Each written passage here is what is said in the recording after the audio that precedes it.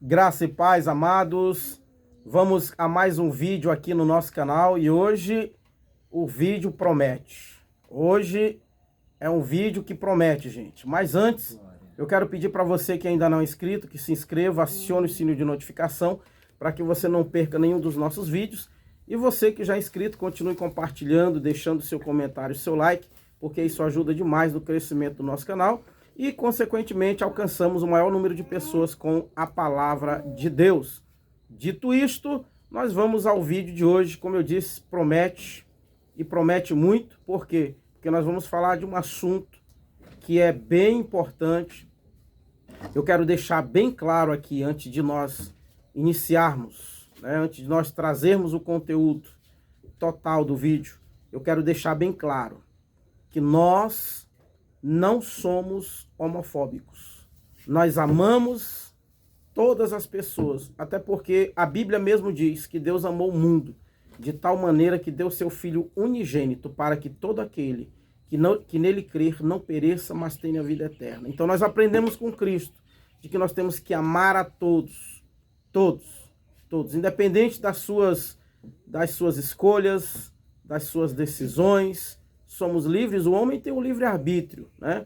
Porém, nós não concordamos com a prática do pecado. E o homossexualismo é um pecado diante de Deus. Mas, como eu disse, respeitamos as pessoas que decidem viver na prática do homossexualismo.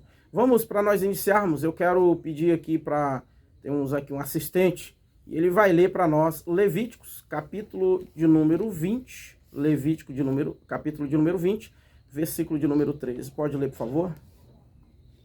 Se também o homem se deitar com outro homem, como se fosse uma mulher, ambos praticaram coisa abominável, serão mortos, e o seu sangue cairá sobre eles.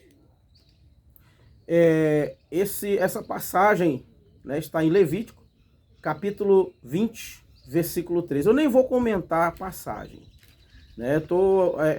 Fiz questão, nós temos muitos outros textos que falam contra, a prática do homossexualismo, e eu tô aqui do meu lado, o Eucaris.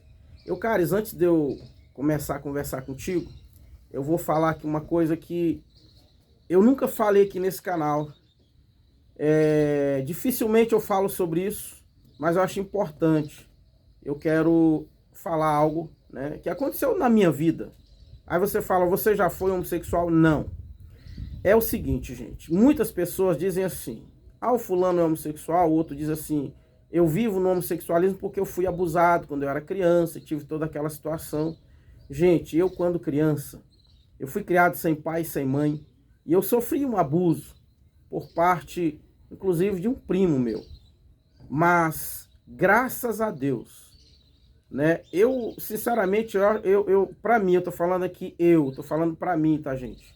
Entendam bem, isso aqui não é pra ninguém, não, pra mim, pra minha vida, jamais eu desejei viver uma coisa como essa.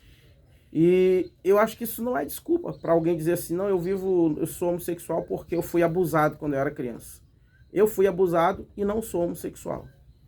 Tenho família, tenho 3 filhos, tenho uma esposa e graças a Deus, para a glória do Senhor, não tive nenhuma tendência para isso, nunca tive vontade de seguir um caminho como esse, mas respeito as pessoas que decidem andar por esse caminho. Mas, Eucaris, é um prazer ter você aqui conosco.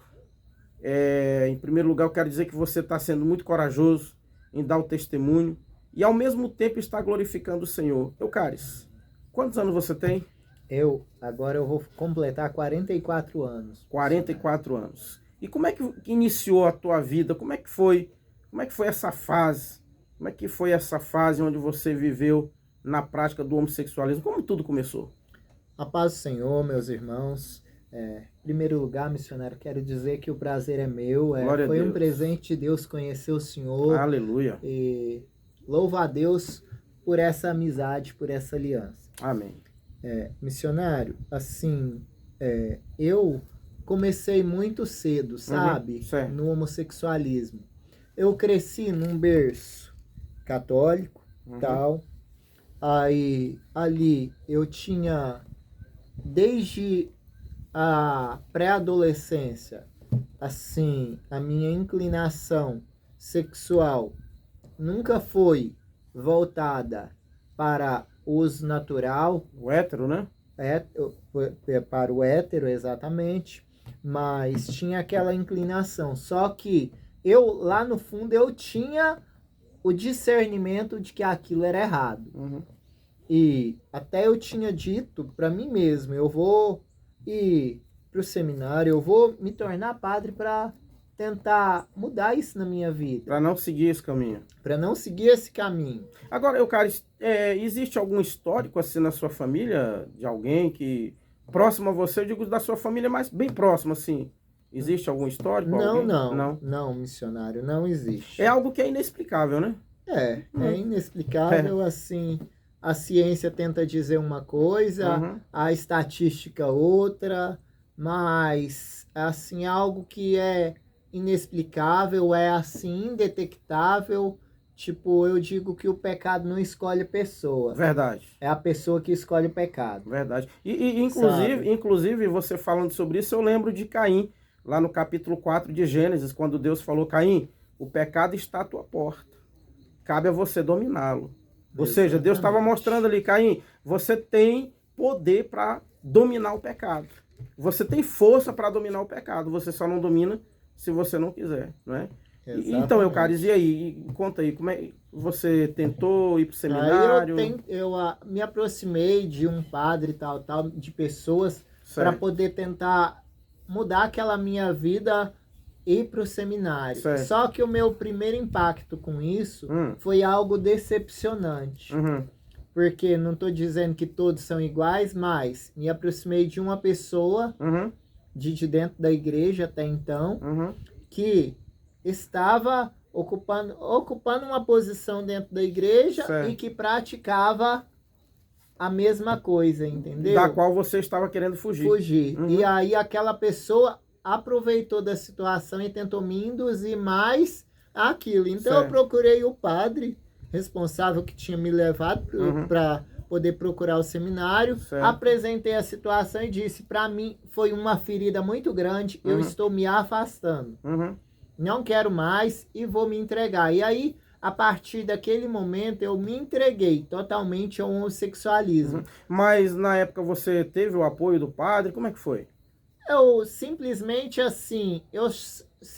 cheguei e apresentei a situação para ele e procurei, eu vou falar que eu fui rebelde, não procurei nem ouvi-lo e ver se ele iria me apoiar, me defender ou não. É porque a gente tem que ser justo, né, Eucaris? Não é? A gente tem que ser justo, tem Exatamente. Você está contando testemunho, a gente também não está aqui para denegrir imagem, né, de nenhuma instituição, não, de ninguém. Ou seja, jamais. Você tomou a decisão de cair no homossexualismo. Aí, exatamente. Como hoje existe no nosso meio cristão, evangélico, muitos pastores, muitos membros que estão dentro das igrejas levando um evangelho que não é o evangelho do nosso Senhor Jesus Cristo, também em outras religiões também existe aquelas pessoas que estão lá apenas usando uma máscara. Inclusive, e eu, infelizmente, tive um encontro com uma pessoa assim, missionário. Infelizmente. Inclusive, agora mesmo a gente teve aí naquele caso daquela cantora Sara Mariano, né, que foi descoberto, inclusive, o caso do marido dela com um camarada que se diz bispo, que de bispo ele não tem nada, né? Exatamente. O nome dele de batismo não tem nada a ver com o nome que ele usava nas igrejas como bispo Zadok. Na verdade, o nome dele é Wesley, e que viviam na prática do homossexualismo. Ou seja, muitas pessoas tentam se esconder atrás da Bíblia, atrás de uma igreja, né, atrás do título, né? E infelizmente isso existe, infelizmente. Mas, Eucaris, e aí, como é que foi?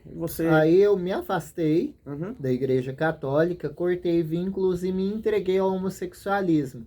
Tinha alguns colegas da escola, eu estudava à noite, que eram homossexuais, que tinham já se assumido homossexuais, e eu me enturmei com eles, e ali uns já tinham conhecimento com outros homossexuais da rua, e me entrosei com eles. É um meio, tipo, eu digo assim, hoje, e ainda naquela época e ainda hoje, é muito difícil os cristãos abraçarem um cristão, alguém que precisa de Deus. Mas é onde o inferno está ganhando adébitos, está ganhando membros, é porque o mundo abraça muito fácil quem está ali sofrendo, quem está procurando um alívio para a dor. E tudo que eu precisava naquele momento era alguém que me abraçasse. E o mundo me abraçou. Agora, Eucário, você chegou a procurar alguma igreja... eu até não gosto muito dessa palavra. Hoje a pessoa fala, sou evangélico. A palavra evangélico hoje está na moda. Hoje você vê cantores que cantam músicas para o mundo, que fazem apologia à sexualidade, fazem apologia, né, à prostituição, ao adultério, ao alcoolismo, e dizem que são cristãos. Eu acho que, aliás, dizem que são evangélicos, né? Então eu não gosto muito dessa palavra, eu não me considero evangélico. Eu luto para ser cristão, né? Mas você teve algum contato com uma igreja cristã? Como é que foi? Assim, logo no início não, você decidiu ir para o mundo e foi. E fui. Foi. Porque a família, antigamente o povo antigo, missionário, era assim, todo mundo tinha aquela mania de dizer, eu sou católico, eu sou católico, eu sou católico. Mas na verdade, eles iam para a igreja nas festividades. Uma vez na vida, né? Uma vez na vida, outra na morte. Ia lá para batizar uma criança quando nascia e para celebrar a missa de 7º dia. E a minha família era uma família assim. Certo. Entendeu? Aí, o único que estava procurando ali refúgio na igreja era eu. Era você. E devido a não ter um alicerce, uma estrutura, eu corri para o mundo. E com 13 anos eu me assumi homossexual diante da família, diante da sociedade. Como foi para a família, Eucário? Como foi a tua experiência quando você chegou com a família e assumiu? Como é que foi para... Você tinha mãe, pai? Como é que foi? Minha mãe mais o meu pai já eram separados. Para a mãe foi aquele impacto. Quando ela viu eu pela primeira vez com um brinco na orelha, eu tomei uma surra. Ela arrancou o brinco da orelha com tapa. O pai ficou um tempo sem nem conversar comigo, mesmo não a gente tendo um distanciamento, aí que se distanciou mais. Porque é um impacto para toda a família, né? Por mais que ela seja estruturada, saber que o filho que eles esperavam ali, que ia dar netos para eles, que ia dar uma nora, chegar e falar assim, pai, mãe, não é isso meu negócio não é esse. Eu quero uma saia, um salto alto. Então é um impacto. É um impacto. Agora, Eucário, foi diferente. Você chegou a fazer programa, você chegou a fazer transformação, como é que foi isso?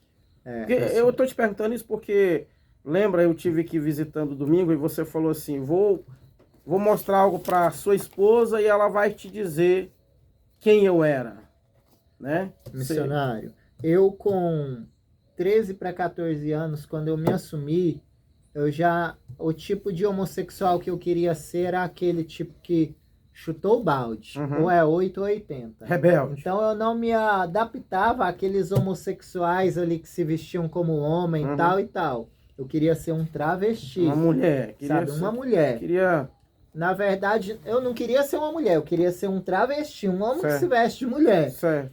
E ali eu comecei a deixar o cabelo crescer, comecei a tomar hormônios para poder ir mudando o corpo. Ficar o corpo feminino, né? Com 17 para 18 anos eu já estava colocando silicone nas nádegas e fiz toda aquela mudança, cabelo comprido, mudei totalmente a minha rotina, não tinha mais uma peça de roupa masculina, todo o meu guarda-roupa era um guarda-roupa feminino, sabe?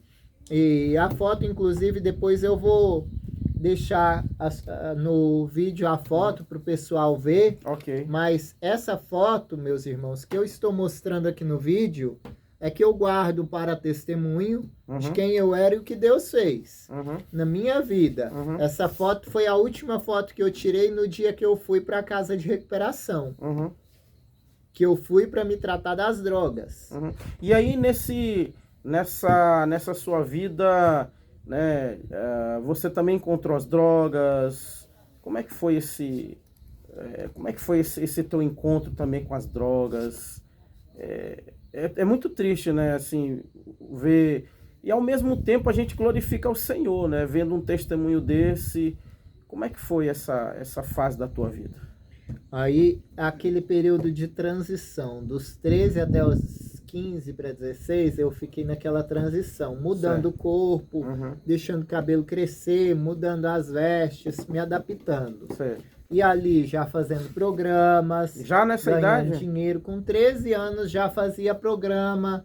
No início, tipo, era aquele grupo de amigos, a gente fazia programas, mas nos fins de semana, para poder ter dinheiro para ir para as boates, para poder beber, para poder usar droga, sabe? E eu comecei tudo muito cedo, a fazer programa, a beber, a usar droga, porque nesse meio, eu falo que nas sombras, ou seja, na noite, é algo muito comum e é a primeira coisa que aparece. É uma das ferramentas que eu digo que o diabo usa para nos seduzir ainda mais e nos aprisionar mais ainda na escravidão do pecado.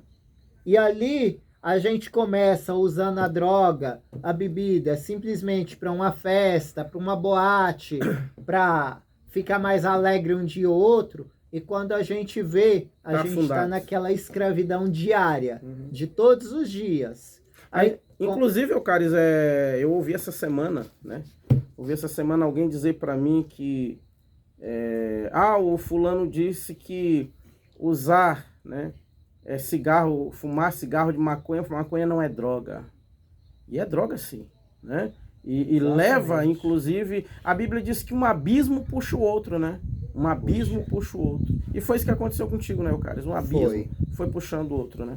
Exatamente. Aí do homossexualismo veio a maconha, o álcool, consequentemente a cocaína e, por fim, o crack, que é o estágio, assim que eu digo, que é o estágio agravado, em que todos chegam. Porque aí o crack, todo o dinheiro que a gente ganha é pouco, tudo que a gente tem é pouco. Aí quando consome o dinheiro que tinha, quando consome os bens que tinha, aí começa a roubar, começa... E às vezes até a própria família, né? Rouba até a própria família. O primeiro né? lugar que a gente começa a roubar é dentro de casa.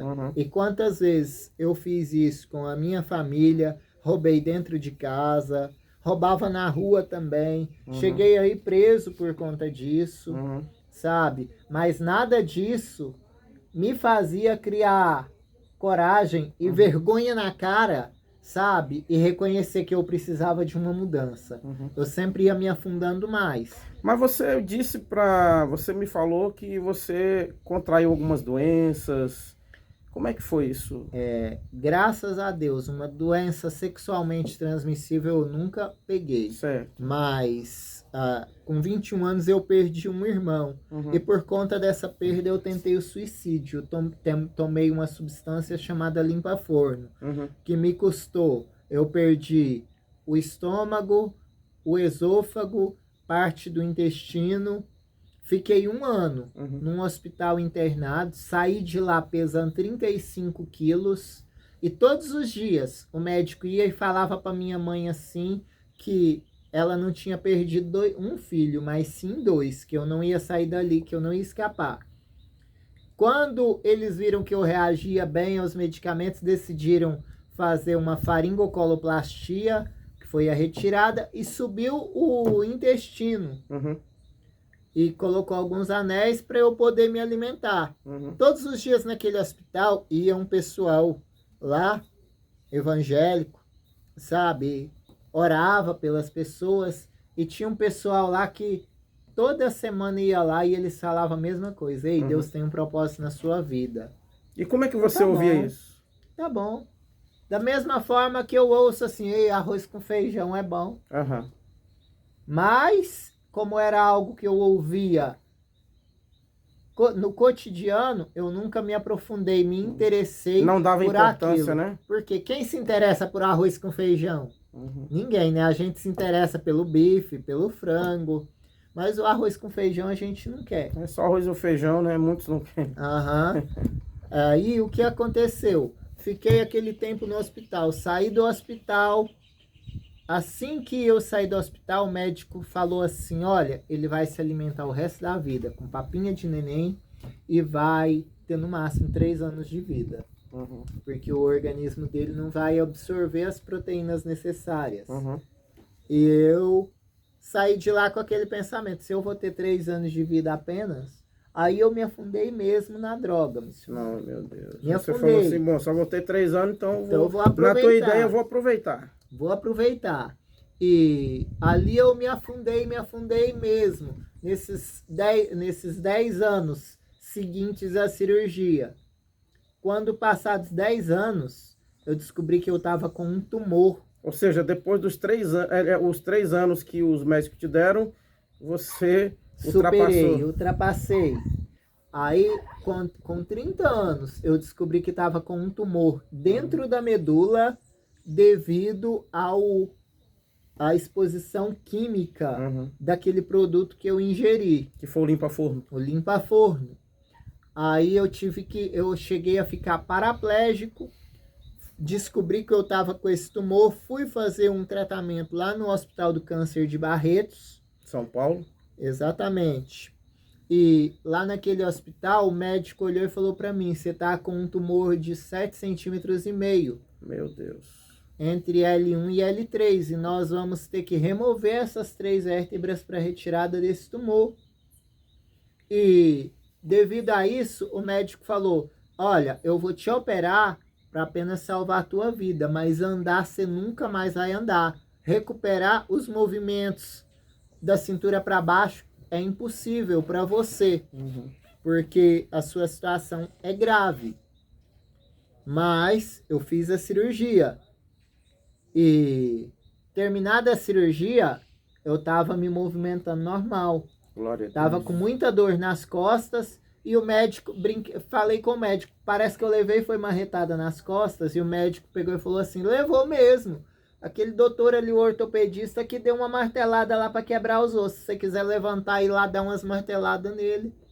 E num impulso, num reflexo, eu sentei ali naquela maca e dei 2 passos em direção a ele. Coisa que eles disseram que você jamais ia fazer. Exatamente. Quando, por efeito da anestesia ainda, as minhas pernas fraquejaram, a enfermeira correu e me segurou, me amparou.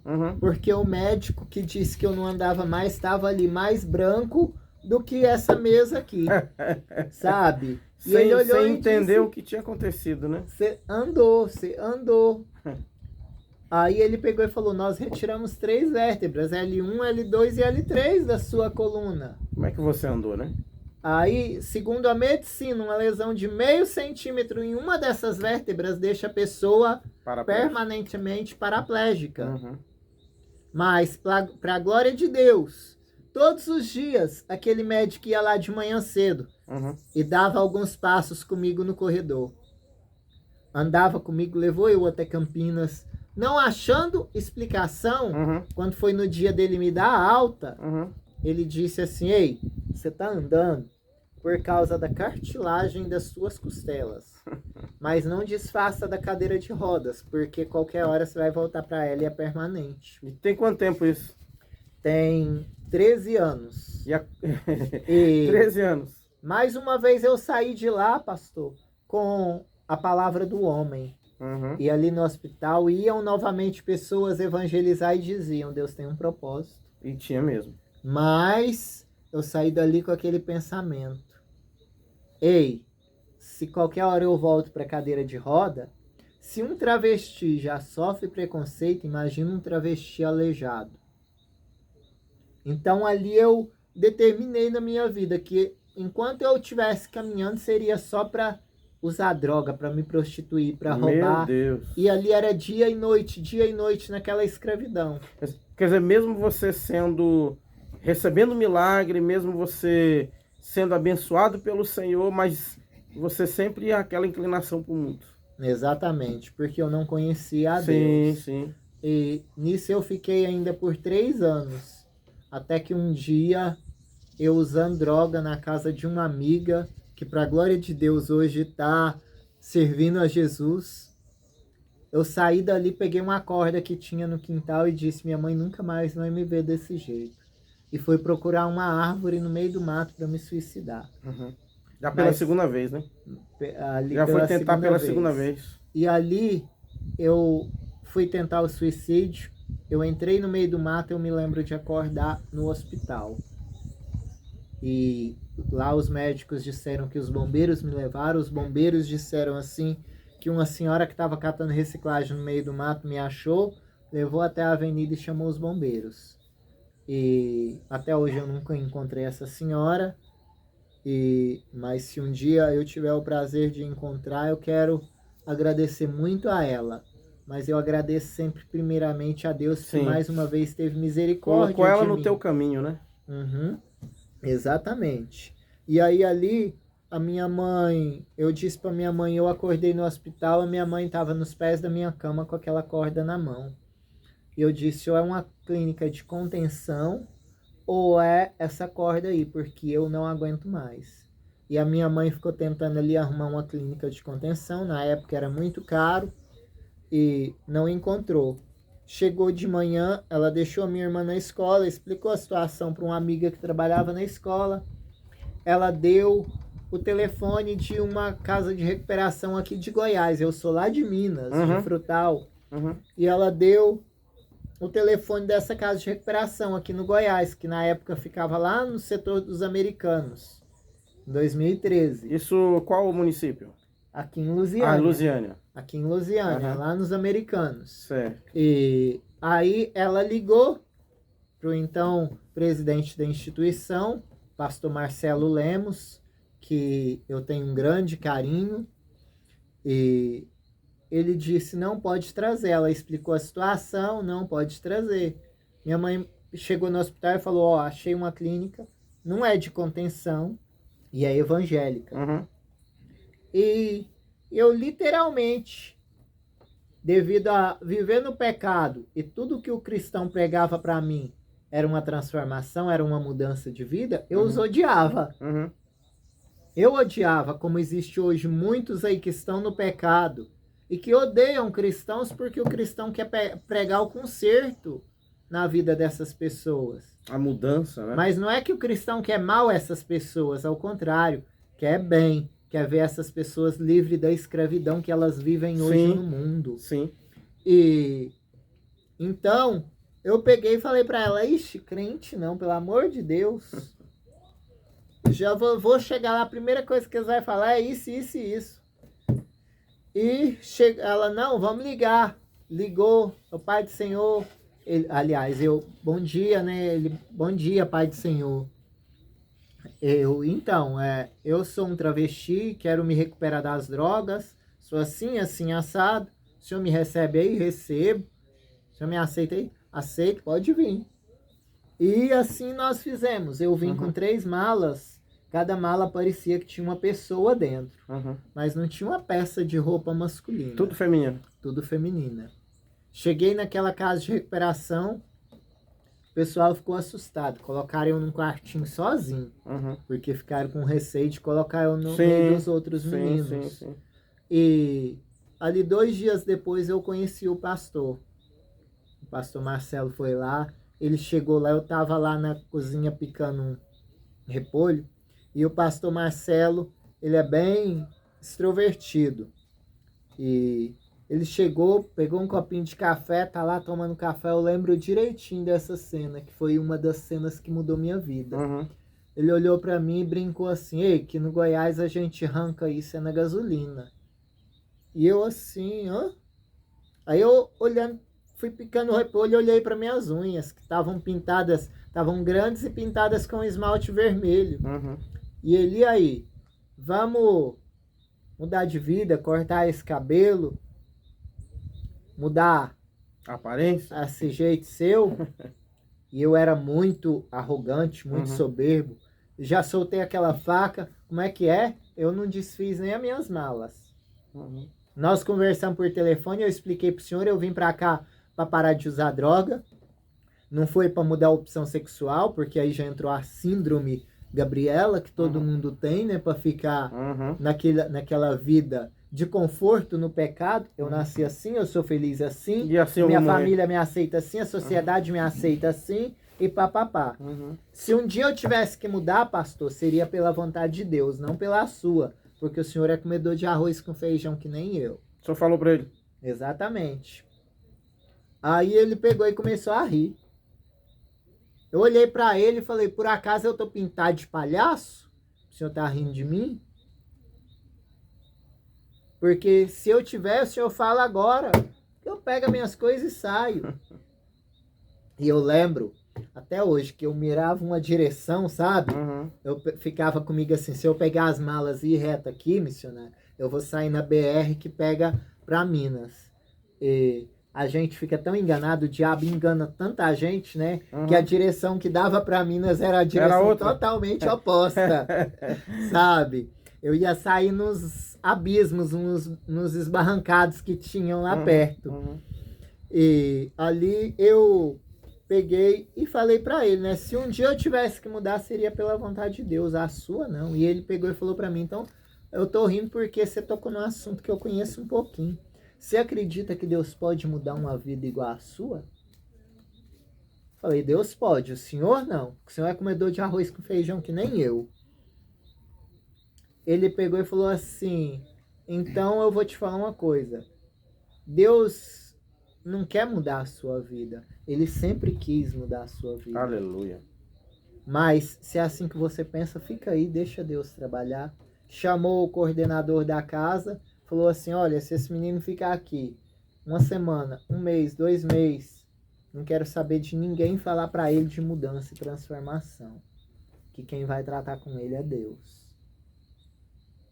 E ele pegou, entregou para mim uma Bíblia, me deu uma Bíblia de presente, Bíblia essa que eu coloquei num criado do lado da cama e não abri nenhuma vez, porque eu tinha o dever de estar presente nos cultos que tinha na casa, nos 3 cultos, um de manhã, um à tarde e um à noite, mas eu não tinha obrigação de ser cristão.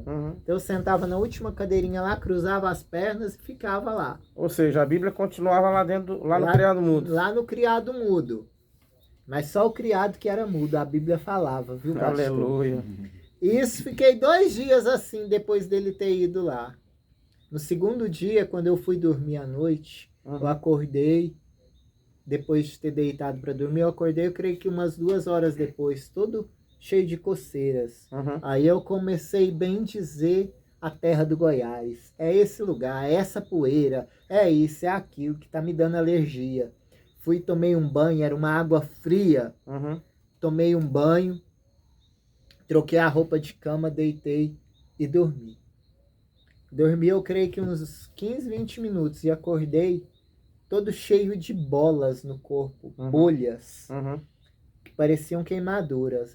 Alguma coisa que eu comi, algum bicho que me picou e me envenenou, sabe? Eu pensei assim, para aquela água fria eu não volto, eu vou esperar o coordenador chegar de manhã e pedir para ele me levar para o hospital. E acendi a luz e fui pegar um hidratante que estava em cima do criado para passar no corpo para aliviar aquela coceira. Quando eu fui pegar o hidratante, eu ouvi uma voz que disse assim, ei, a resposta tá aqui, ó. A Bíblia. Na Bíblia. Glória a Deus. A cura tá aqui, ó. E eu abri a Bíblia pela primeira vez na vida. Romanos 8:1. Nenhuma condenação há para os que estão em Cristo Jesus, que não andam mais segundo a carne, mas segundo o Espírito de Deus. Aleluia. E ali automaticamente começou a vir na minha mente o discernimento dessa palavra. E ali eu ouvi aquela voz falando dentro da minha cabeça, não importa quem você foi, não importa o que você fez, não importa todos os erros que você cometeu, importa o que você quer a partir de agora. Aleluia. Porque não tem mais condenação. A cédula do teu pecado já foi rasgada lá Glória naquela cruz a Deus. do Calvário. Aleluia. E Quando eu comecei a entender aquilo, eu vi uma porta se abrir na parede. E entrou um homem. Que se for para eu descrever para o senhor como era a fisionomia dele hoje, eu não consigo. Não consegue. Mas eu via ele nitidamente na minha frente. Ele sentou na cama. E ele segurou na minha mão. E ele começou a me perguntar assim. Ele olhava dentro do meu olho e começou a me perguntar: ei, o que você tem te esperando lá na sua cidade hoje? O que você fez da sua vida até hoje? O que você pode dizer? Disso eu me orgulho de ter feito. E foi perguntando e perguntando e perguntando, e todas as respostas que eu tinha era a mesma. Nada, nada, nada. E cada pergunta que ele fazia era como se saísse uma agulha do olho dele, entrasse dentro do meu olho e furasse no meu coração. Sabe? Aquilo doía lá dentro. Com cada resposta que eu dava, doía, machucava dentro de mim. E depois dele ter feito centenas de perguntas e a resposta era sempre a mesma: nada, nada, nada. Ele olhou para mim, fixou os olhos em mim e disse: então deixa eu preencher esse nada. Aleluia. E naquele momento, sabe, missionário, eu comecei ali a chorar. Dobrei os joelhos pela primeira vez na vida ali naquela madrugada. E comecei ali a orar. E a minha primeira oração que eu fiz na vida foi feita em lágrimas. E quando eu não tinha mais lágrimas para chorar, eu me sentei naquela cama. E aquele homem me deu um abraço. E eu fui fechar a Bíblia. E ele pegou e falou assim: não fecha. Antes do dia nascer, você vai pregar o que está aí. Aleluia. E eu ia abrindo a Bíblia. Glória a Deus. E o discernimento daquela palavra ia vindo na minha cabeça. Eu ia abrir outra página, vinha a revelação daquela palavra. E assim sucessivamente. Quando deu 5 horas da manhã, estava eu na porta do quarto do obreiro responsável por cuidar lá da casa. Bati na porta. Ô Adriano, teria como você me arrumar aí uma camiseta e uma bermuda até amanhã? Aleluia. Eu ouvi ele gritando lá da cama: o que é que os meninos fez com as suas roupas? E pulou da cama, que ele abriu a porta. Eu estava lá enrolado num lençol. E as malas do meu lado. As roupas estão aqui, mas elas não são mais minhas. Glória a Deus. E aí ele pegou e falou assim, começou a gritar glória a Deus, e entrou pro quarto e começou a separar das roupas dele. Ele encheu uma mochila de roupas pra mim. E aí eu peguei e falei assim: agora eu quero ir lá no buraco que queima o lixo, queima essas roupas. E ele pegou e falou assim pra mim: não, calma aí. A gente vai deixar essas roupas guardadas por um tempo, que vai que amanhã ou depois você muda de ideia. Vai que isso é apenas um surto momentâneo. Vai que é apenas uma pressão psicológica. E começou a falar N argumentos. E eu peguei e olhei para ele e falei: quanto tempo tu conhece o Evangelho? Tu conhece a Cristo? Ele: aproximadamente 20 anos. E nesses 20 anos, você não entendeu ainda que capa de Acã você não guarda no seu quarto? Aleluia. Glória a Deus. Nesses 20 anos você não entendeu ainda que Deus não causa surto momentâneo em ninguém, mas Deus traz a gente a sobriedade para apresentar o nosso culto racional?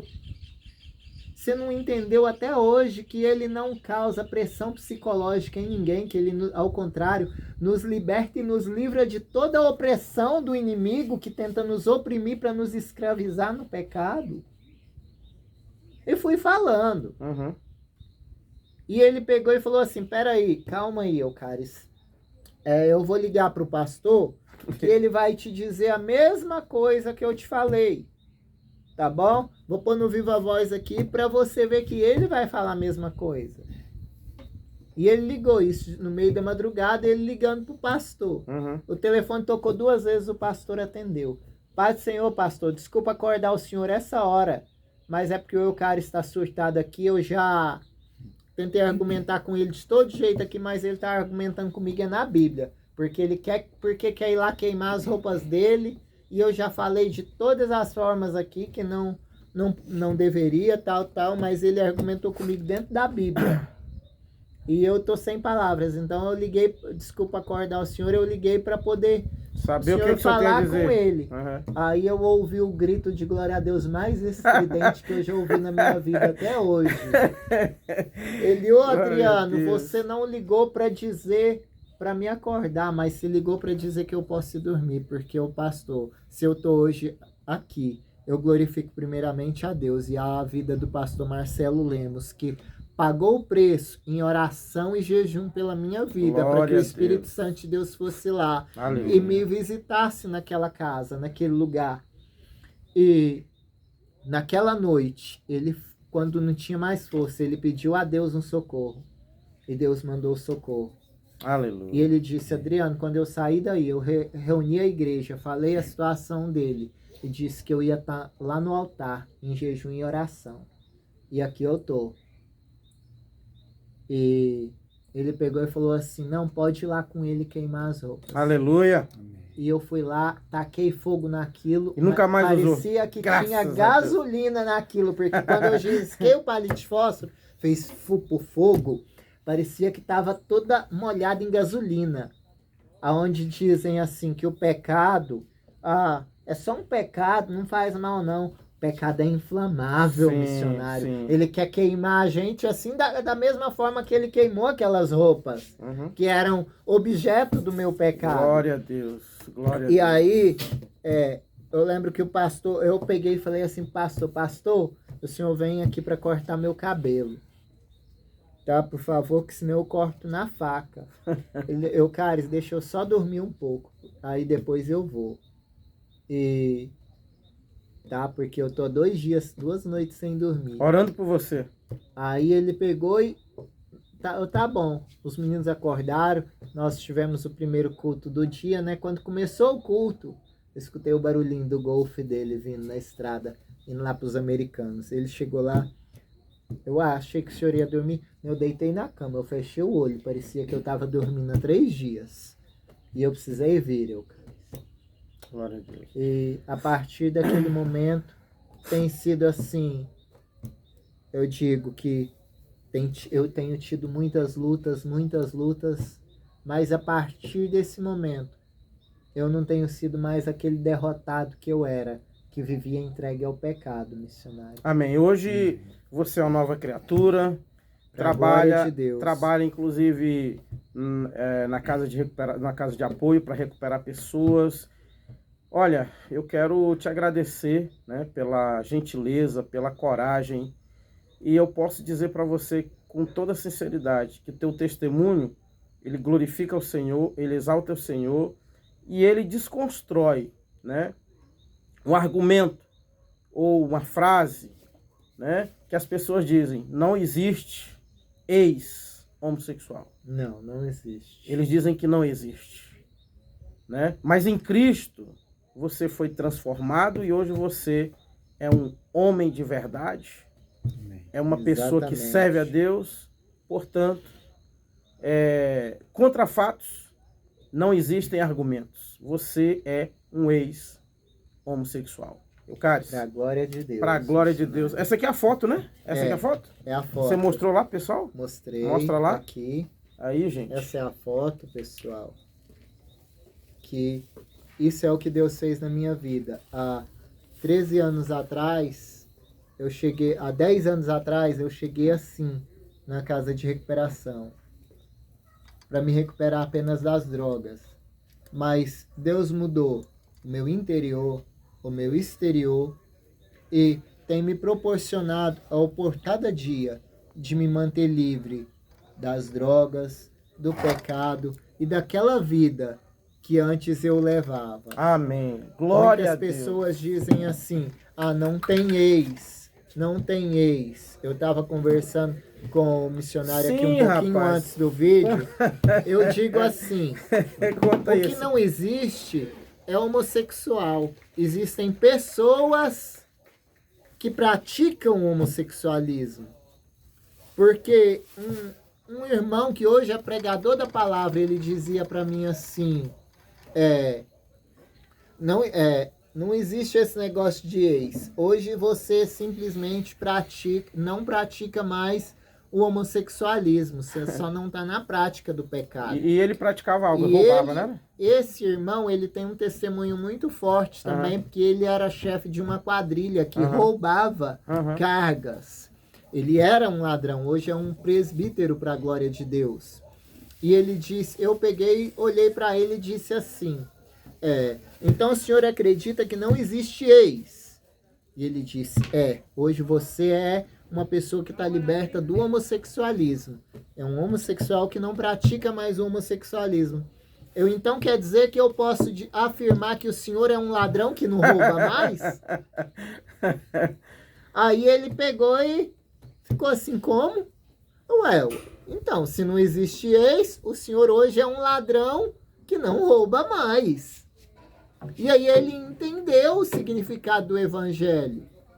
Não existe ladrão, existe pessoa que pratica o roubo. Deus não nos fez homossexual, Deus não nos fez ladrão, Deus não nos fez traficante, Deus não nos fez deficientes. Deus nos fez perfeitos. Verdade. Nós é que inserimos em nós o pecado. É verdade. E não há nada impossível para Deus. Amém. Então, Tá. glória a Deus. Quero te agradecer, Carlos, pelo testemunho. Deus te abençoe. E eu estou diante de um milagre. Eu estou diante do poder de Deus revelado na vida desse homem. Gente, um grande abraço e até o próximo vídeo. Em nome de Jesus. A paz do Senhor, meus irmãos.